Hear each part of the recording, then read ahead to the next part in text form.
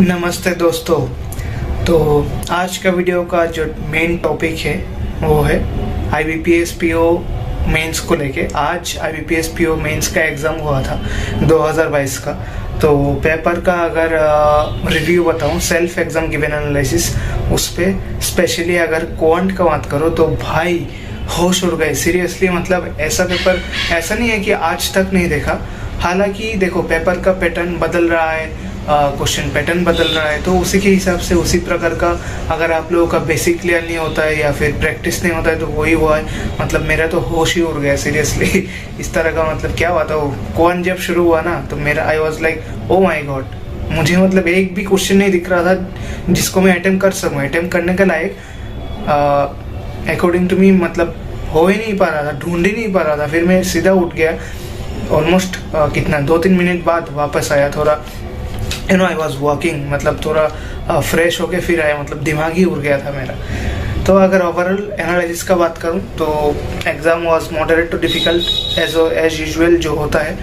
तो अगर अभी पहले अटेम्प्ट बता देता हूं इंडिविजुअल, तो मेरा रीजनिंग पे अटेम्प्ट है 15-15, जीए में बहुत ही ज़्यादा किया हूँ, कुछ उटपटांग भी मार्क किया हूँ। अब रिस्क तो लेना पड़ता है। जीए पे 31, क्वांट पे है क्या होता है, क्वांट पे भाई 3 ही क्वेश्चन बनाया, 1 मार्क का 2 और 1 2 मार्क का, तो 4 मार्क्स के हिसाब से 4, बहुत ही गंदा। आई डोंट थिंक कि मेरा सेक्शनल क्लियर होगा क्वांट पे, क्योंकि अगर बाई चांस वो 2 वाला जो अटेम्प्ट किया है ना, डेटा सफिशिएंसी वाला, वो अगर गलत होता है तो क्या वो मेरा सेक्शनली क्लियर नहीं होगा। तो अब इंग्लिश में 25।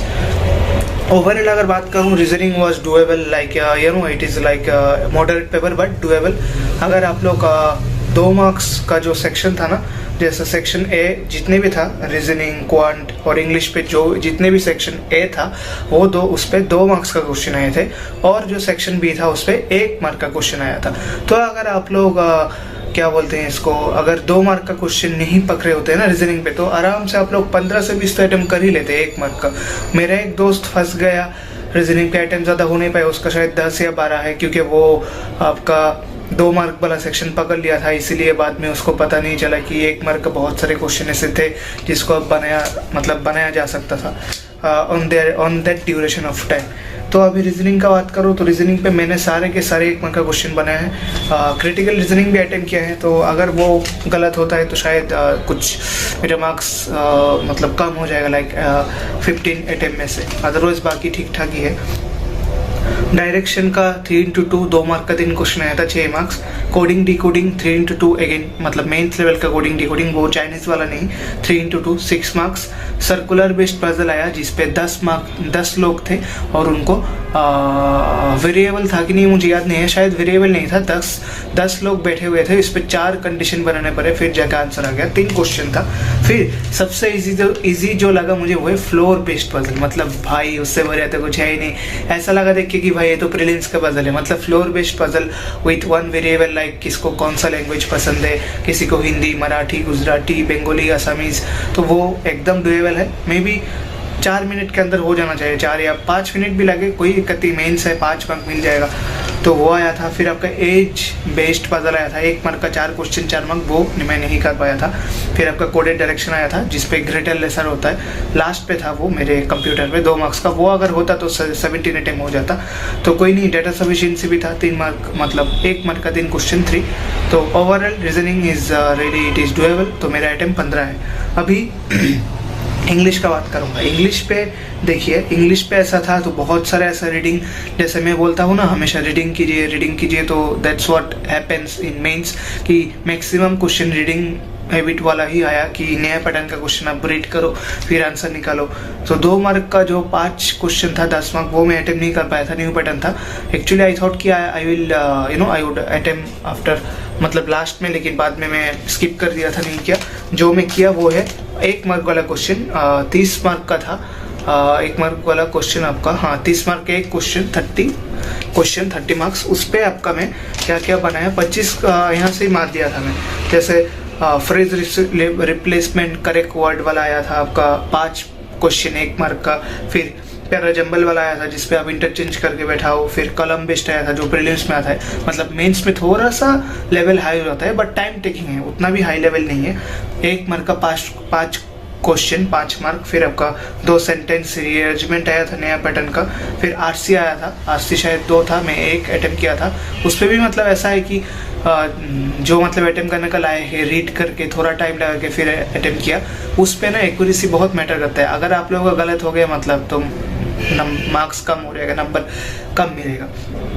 और आपका फिल इन द ब्लैंक्स आया था जिसपे आपका रिप्लेसमेंट करना पड़ता है, तो वही नया पैटर्न का मेंस में जो आता है। तो English is again it is doable, मतलब मॉडरेट है, आप लोग अटेम्प्ट कर सकते थे। 20 के आसपास आप लोग अटेम्प्ट कर सकते थे आराम से। अब बात करता हूँ जीए पे। जीए तो मेरे देखिए ओवरऑल मेरा प्रिपरेशन कुछ भी नहीं था, नथिंग, क्योंकि बैंक से आने के बाद मतलब ऐसा होता है, मतलब क्या बोलूँ, मतलब देता ही नहीं है, बॉडी देता ही नहीं है पढ़ने का। फिर भी सोचा था, लेकिन बाद में मैं नहीं किया था, ना कोई मॉक टेस्ट, ना कोई वीडियो या फिर क्विज, नथिंग, प्रिपरेशन वाज एकदम ज़ीरो। तो अभी जीए का बात करूँ, जीए पे बहुत सारे ऐसे डायरेक्ट क्वेश्चन आया था। जितने भी स्टूडेंट्स ने बहुत अच्छे से प्रिपरेशन किए हो तो उनका तो जीए बहुत अच्छा ही गए। मतलब जीए मतलब जितना भी मुझे रिव्यू मिला है बाकी 2-4 स्टूडेंट से भी, या फिर मैं जो दिया है ना सेल्फ, मैं जो दिया हूँ सेल्फ वाला, तो बहुत सारे डायरेक्ट क्वेश्चन था बैंकिंग अवेयरनेस का भी, तो वो बहुत लाइव करने का लायक था। और मैं जैसे अभी मेरे एक्सपीरियंस से ऑलमोस्ट 1.5 साल के आसपास, 1.5 साल हुआ नहीं, ऑलमोस्ट 1 साल 2-3 महीना, तो उसके हिसाब से जो भी बैंकिंग रिलेटेड था वो मैं अटेम्प्ट किया था। जैसे आरबीआई सर्कुलर था वो एक्चुअली अटेम्प्ट किया था। फिर बैंक रेट आया था आपका, ऋषि सोनक जो अभी प्रधानमंत्री बने हैं यूके का, उसका रिलेटेड क्वेश्चन आया। फिर एक जो आपका क्या बोलते हैं इसको, आरबीआई ने मॉनेटरी पेनल्टी लगाया है किस कंपनी पे, एक 1.76 करोड़, वो वाला क्वेश्चन आया था। फिर बेवरेज जायंट $1 बिलियन ब्रांड जो बना है उसका भी क्वेश्चन आया था। बहुत सारे ऐसे डायरेक्ट क्वेश्चन भी था, मतलब सीरियसली। जैसे यूएस ओपन अभी हाल ही में जो हुआ था टेनिस पे, उस पे जो प्लेयर जिसको हराया वो कौन से कंट्री का था, I mean he belongs to which country. So I was little bit confused about Italy और नॉर्वे और स्वीडन, इसलिए मैं मार्क ही नहीं किया। और आसान क्वेश्चन तो कुछ मतलब वही डायरेक्ट अगर प्रिपरेशन है।